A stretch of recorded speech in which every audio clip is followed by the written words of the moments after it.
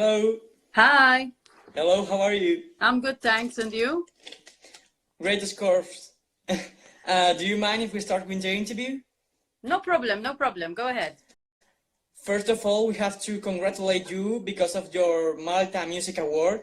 Oh, thank you. Congratulations for that important prize. Thank you. And the first question, why did you decide to become a singer? I think my mother always said that I could sing before I could talk. So it's kind of, I always loved singing. I always loved music. It was always my go-to. It was always my escapism. And I always felt very happy when I sang or when I composed songs. So it was only natural for me to kind of steer towards that direction. And I don't know, I just always liked it. It's a really vocational profession, isn't it? Yes, it is. It also has other, you take on other roles when you're a singer as well. I mean, you find out that when you write your own songs, many people kind of relate to them, and it's really amazing how many people you can touch, just by that one song or the album or any experience that you've gone through. And there are people who are watching your live performance at the time, and and they just tell you how much you've inspired them, and they inspire you as well as an artist, so it goes both ways. It's not just the artist who inspires the audience, it's the audience who inspires the artist as well. Like you are both a reference for both parts. Yes, I think that they are both very important, and I think nowadays more than ever, with this new digital age and the way things have gone in the world, the audience is just as important as the artists, and they are, both on very similar levels, you could say. Yeah. And now we're going to move ourselves to 2002. And the question is, how do you remember those days in the Eurovision Song Contest 2002? Well, I remember that I never imagined that Malta would place second, that we would do so well. But when we arrived in Estonia, first of all, I don't remember a lot of it because it's almost as though time ago. It's quite some time ago, but it's not just that. It's not that it's been a long time ago. It's just everything happened so fast. Yeah, too. And I think at the time Malta had never got so close to winning the title. The last time they had gotten so close was with Chiara with third place, and the time before that was with Mary Spiteri with third place. So it was never second place and like almost winning it, just 12 points away. Yeah. So Malta, it was crazy. So when I came back, I was just like, I was doing things, over and over again, and I completely forgot that experience that brought me to doing all of those things. That should be, that should be so awesome for you. Yeah, it was quite insane. But the experience there was really positive. I remember a few pre-parties. I remember a few of the contestants as well that I was with. I remember the Belgian artist. I can't remember what his name was, but I remember he was really funny and he sounded a bit like Joe Cocker. I remember Latvia had a really pretty contestant. Day one. No, sorry, I meant another country. I can't remember who. You see, I can't remember.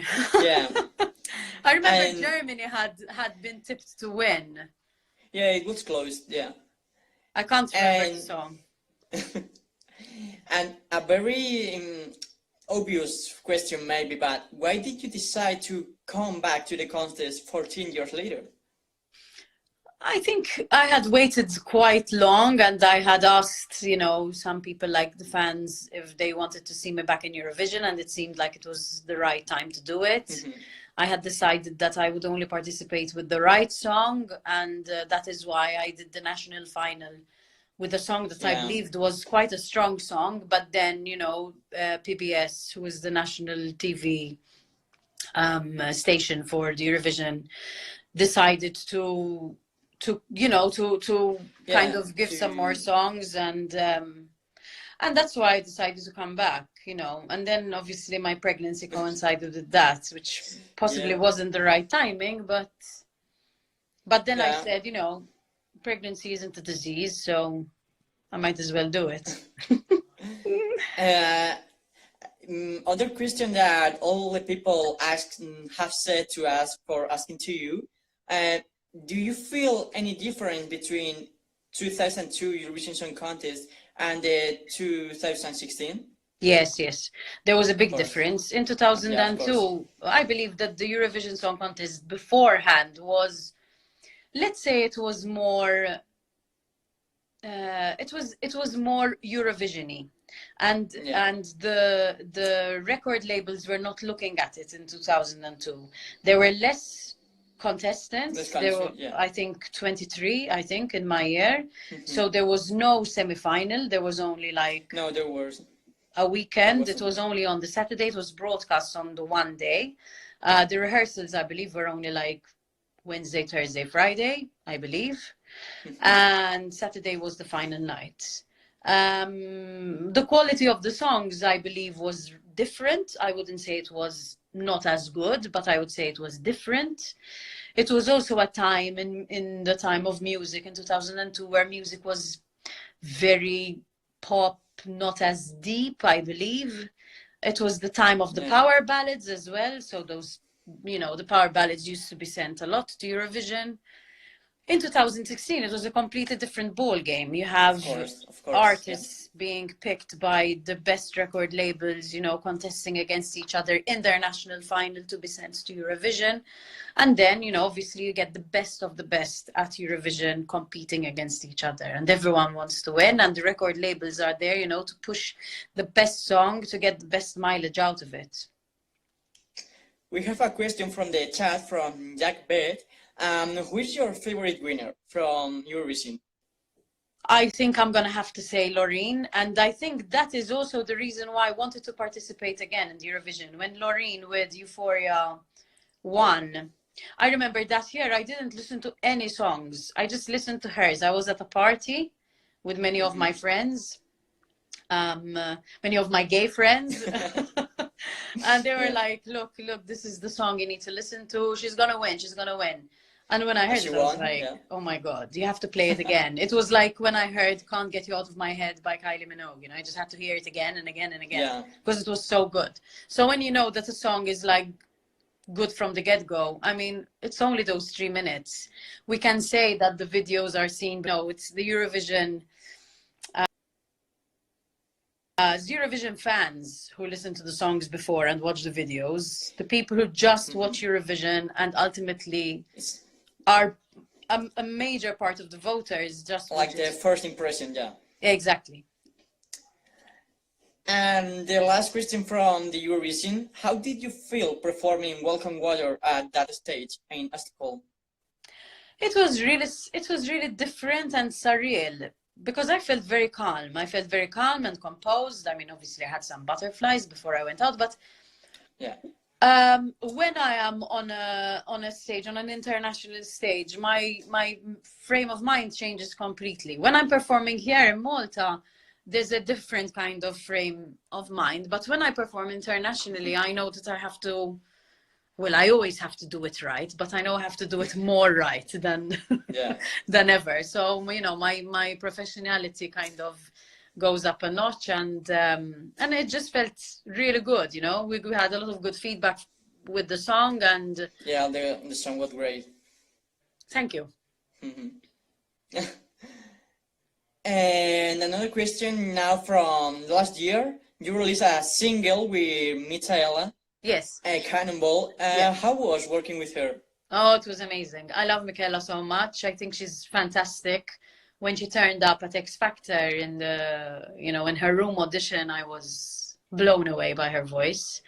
And my manager started managing her as well. He was also her mentor at X Factor.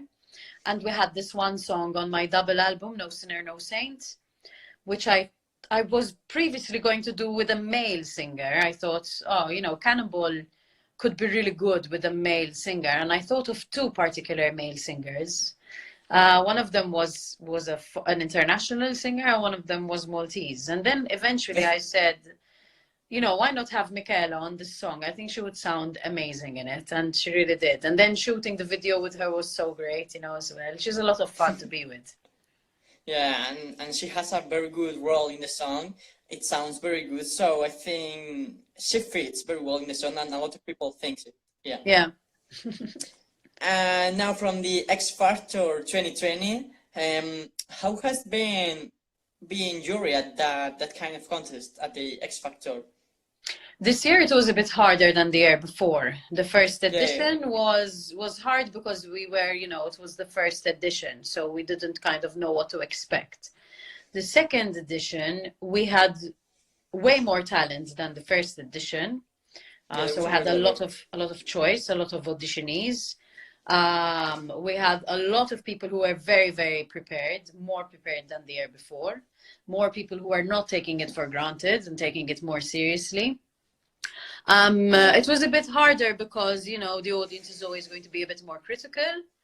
And it was harder for me because I had the girls this year, and mentoring the girls is a big responsibility. And also because, you know, the audience is very kind of demanding of the girls. So, but, you know, they were great. The three of them really knew what they had to do. It was very unfortunate that I lost Jasmine in the second week. Very unfortunate. Unfortunately, people took for granted and didn't, you know, vote. Yeah, so there was nothing wrong with what she did. And unfortunately, some audience members thought that I was preferring one artist to the other when it was not actually the case, because they were both in my category. So if either of them won, and in fact one of them placed first and the other one placed second, so win-win, you know. Yeah, and so I could never prefer difference. I could never prefer one to the other because they were both so different and both so unique. You know, Destiny is fantastic. Awesome, totally awesome, yeah. And Justine was, you know, a relatively new, fresh face to us all. So, and her vocal capacities are amazing. I mean, you have one singer who's singing up there and one singer who's singing amazing in the lower register. So they were too different for me to prefer one to the other. Yeah, both of them could have won. So yeah, totally. Yeah. And which is your relationship with Destiny? Because we have saw you talking a few times, and also you have heard her songs. So yes, tell us about. Yeah. Okay, so Destiny has been a kind of a friend, and I've admired Destiny from the year where she won the Junior Eurovision. Before that, I didn't know her. I think I just knew her family kind of. I've also collaborated with Destiny on the same album, No Sinner, No Saint. The song is actually recorded and on the album. It's called Holy Water. So if any of the people who are on the chat want to listen to it, the track is called Holy Water with Destiny.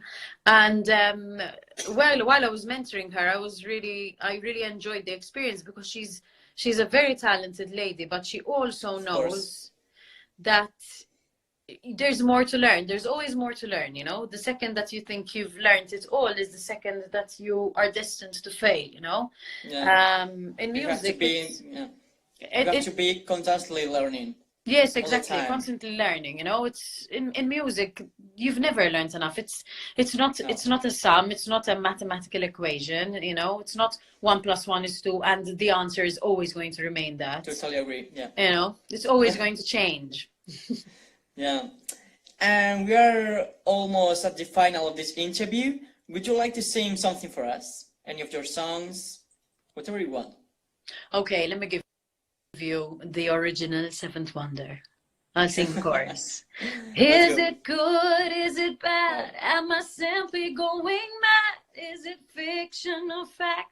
Am I really losing tact? Is it magical, logical, natural? I wonder. He's got the makings of my seventh wonder. Wow.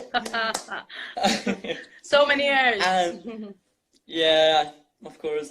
And we have the every last final question.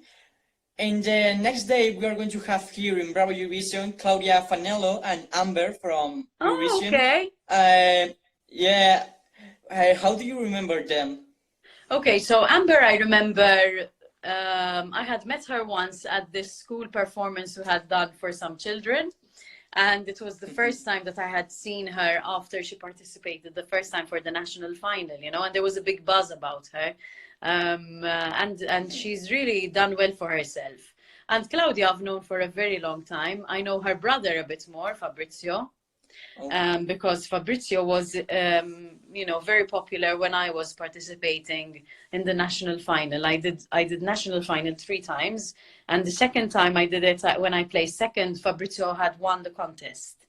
And Claudia, I know as well. She's a very sweet girl, and I love her. Yeah. I love her low tones. And we are going to have both of them here in Bravo Eurovision to Cool. let all the people know. So thank you, Ira, for being with us today. You have been great here in Bravo Eurovision. Thank you so much for having me. I have to remember to all the people who is watching this interview to follow us, to follow Bravo Eurovision. And thank you for being with us. We'll be supporting you with any new project, with anything you do. So thank you to you. Thank you. Thank you. Bye. Have a nice evening, everyone. Bye-bye.